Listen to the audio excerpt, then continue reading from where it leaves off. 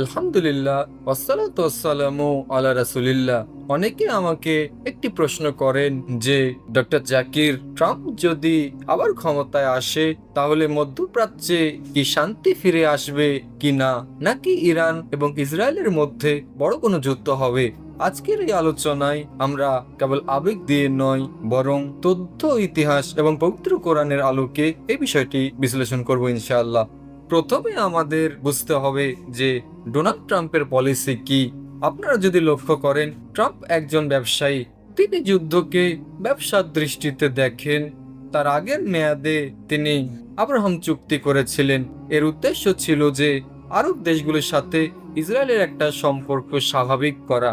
কিন্তু এখানে একটি বড় ক্যাচ আছে। ট্রাম্পের মূল লক্ষ্য হলো ইসরায়েলকে মধ্যপ্রাচ্যের অবিসংবাদিত নেতা হিসেবে প্রতিষ্ঠিত করা। তিনি জেরুজালেমকে ইসরায়েলের রাজধানী হিসেবে স্বীকৃতি দিয়েছিলেন। আল্লাহ সুবহানাহু ওয়া তাআলা সূরা আল মায়েদার 51 নম্বর আয়াতে বলেছেন যে, হে মুমিনগণ, তোমরা ইহুদি এবং খ্রিস্টানদের বন্ধু রূপে গ্রহণ করো না, তারা একে অপরের বন্ধু। আজ আমরা দেখছি ট্রাম্পের হাত ধরে মধ্যপ্রাচ্যের অনেক মুসলিম দেশ সেই পথেই হাঁটছে। এটা কি শান্তির লক্ষণ, নাকি কোনো বড় ঝড়ের আভাস? এখন আসা যাক ইরানের প্রসঙ্গে। ট্রাম্প এবং ইরানের সম্পর্ক একেবারেই খারাপ। আপনারা জানেন, এই ট্রাম্প ইরানের জেনারেল কাসেম সোলাইমানিকে হত্যার নির্দেশ দিয়েছিলেন। তিনি পরমাণু চুক্তি থেকে বেরিয়ে গিয়েছিলেন। কেন ট্রাম্প ইরানকে এত ভয় পায়? কারণ ইরান মধ্যপ্রাচ্যে ইসরায়েলের আধিপত্যের সবচেয়ে বড় বাধা। বর্তমান ভূ রাজনীতিতে ইরান হলো সেই শক্তি যারা সরাসরি ইসরায়েলকে চ্যালেঞ্জ করছে। আমি যখন আন্তর্জাতিক সম্পর্ক দেখি, আমি স্পষ্ট দেখি যে পশ্চিমারা চায় না কোনো মুসলিম দেশ শক্তিশালী সামরিক শক্তি হিসেবে আবির্ভূত হোক। ইরান যদি পরমাণু শক্তি অর্জন করে তবে ইসরায়েলের অস্তিত্ব হুমকির মুখে পড়বে। এটাই ট্রাম্পের মূল দুশ্চিন্তা। ভবিষ্যৎ সম্পর্কে যদি বলতে হয়, তবে রাসূলুল্লাহ সাল্লাল্লাহু আলাইহি সাল্লামের অনেক হাদিস আমাদের সতর্ক করে, শেষ জামানায় ফিতনা অনেক বাড়বে এবং মধ্যপ্রাচ্য হবে যুদ্ধের কেন্দ্রবিন্দু। সেজন্য ট্রাম্পের আমেরিকা ফার্স্ট পলিসি আসলে ইসরায়েল ফার্স্ট পলিসিতে রূপান্তরিত হয়েছে। আমার বিশ্লেষণ বলে, আগামী বছরগুলোতে আমরা মধ্যপ্রাচ্যে তিনটি বড় পরিবর্তন দেখতে পারি। এক নম্বর হচ্ছে অর্থনৈতিক যুদ্ধ। ট্রাম্প ইরানের উপরে আরো কঠোর নিষেধাজ্ঞা দিতে পারে। দুই নম্বর হচ্ছে প্রক্সি যুদ্ধ। লেবানন, সিরিয়া এবং ইয়েমেনের সংঘাত আরো তীব্র হতে পারে। এবং তিন নম্বর, সাইবার অ্যাটাক এবং ড্রোন হামলা।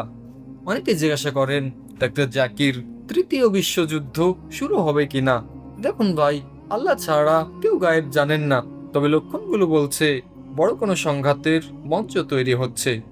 এখন প্রশ্ন হলো আমরা কি করব? আমরা কি কেবল ভিডিওতে দেখব আর আফসোস করব? একেবারেই না।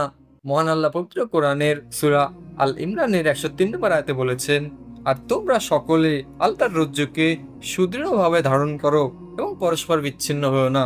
আজ মুসলিম বিশ্ব বিভক্ত। এক দল ইরানের পক্ষে, এক দল বিপক্ষে। একটা দল ট্রাম্পের বন্ধু এবং আরেকটা দল শত্রু।